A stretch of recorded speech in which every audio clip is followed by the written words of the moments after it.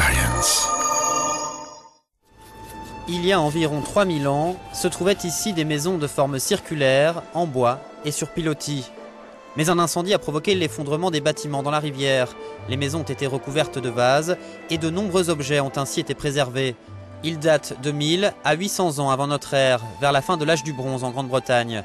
Il semble que les occupants soient partis en laissant tout derrière eux, même de la nourriture. C'est stupéfiant, incroyable que je puisse me trouver ici, à côté de cette maison circulaire intacte de l'âge du bronze, avec le toit toujours fixé. C'est la maison de quelqu'un il y a 3000 ans, et nous allons pénétrer à l'intérieur. La vase a protégé les décombres du pourrissement, et le site s'est transformé en une extraordinaire capsule temporelle. Les chercheurs trouvent des jarres qui contiennent encore de la nourriture, des os d'animaux et des tissus, au milieu des poutres brûlées du toit effondré.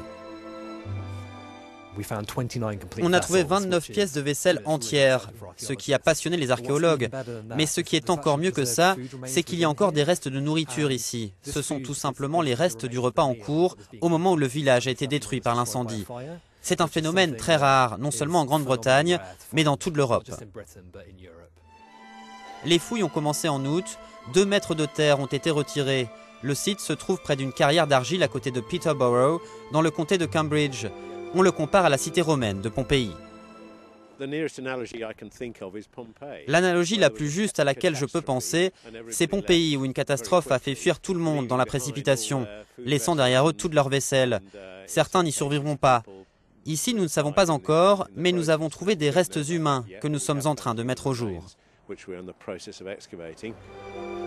Un crâne humain a été retrouvé et on a fait appel à un expert des incendies pour qu'il détermine si le feu a été déclenché de manière intentionnelle.